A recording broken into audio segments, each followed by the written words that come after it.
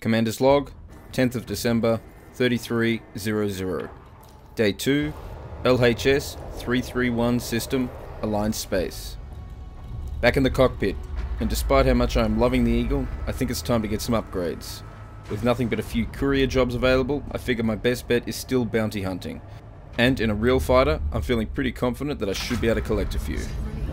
I add a frameshift interdictor and a shield cell bank to help compensate for a couple of average pulse lasers. I head off to Independent System LP-131-55, not wanting to risk taking out the wrong person inside Aligned Space. It turns out the system is holding many criminals, both at the nav point and generally cruising around, making them easy to catch with my new interdictor. The list of bounties I claim starts to rise. The first challenge was a Viper, part of the Jet Rats, with a nice 12,000 credit bounty on his head. My shield was knocked completely out just on the first pass.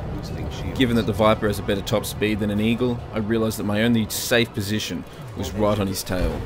So I devoted all power towards the engines, the rest towards shields, and I did my best to make myself a hard target. Unfortunately, during that first round, he was using turrets against me, and then of course I realised that even if I'm not directly in front of him, he's going to be able to get me. So I decided just to make a run for it, try and get those shields up. The moment the shields went up, I blew a shield cell, trying to get them up to full capacity, but I was just taking too much fire. Any moment now, blow a second shield cell, because at this point I'm getting rather worried.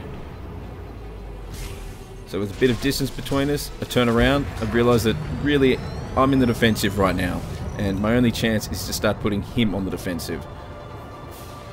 So, rather than choose to withdraw at this point, I start devoting power towards engines and weapons, and I start going on the offensive.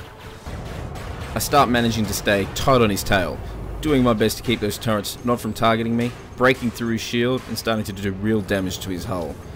His piloting at this point seems to start falling off. He might be panicking from the fact that an Eagle seems to be doing this much damage to him. Far too late. It seems the Viper has decided that it's time to run for it, but with 6% hull, there's no way he's going to escape my lasers. The one advantage using fixed weaponry is it has really good accuracy even over long range. An extra 12,000 credits to add to the bank account. Then a mostly harmless federal dropship, again part of the Jet Rats, gave a surprisingly challenging fight. Not much makes the hair on the back of your neck rise as much as hearing missile incoming while your shields are down. But at the end of the day, that 10,000 credit bounty became mine.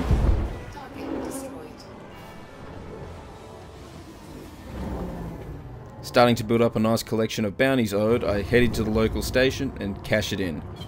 Then heading over to a much larger starport for some needed upgrades. An A-level power distributor, new beam laser, and a pair of aim assist multi-cannons. This little ship of mine should pack a punch now. Feeling overconfident, I targeted the first major ship I found, an Anaconda. The fight was long and costly, but I finally managed to take down his engines and leave him drifting. Unfortunately, at the same time, I ran out of multi-cannon ammunition, and decided that the time and risk was not worth the bounty for finishing him off. So I continued to hunt some easier targets, getting up another nice list and heading back to a station to cash him in. With a long day of fighting behind me, I headed back to Gold Station to call it quits for now. 184k assets, 44 total bounties claimed, and nice new weapons. LHS 331 System, Aligned Space. I think it's beer time. Till tomorrow, good hunting.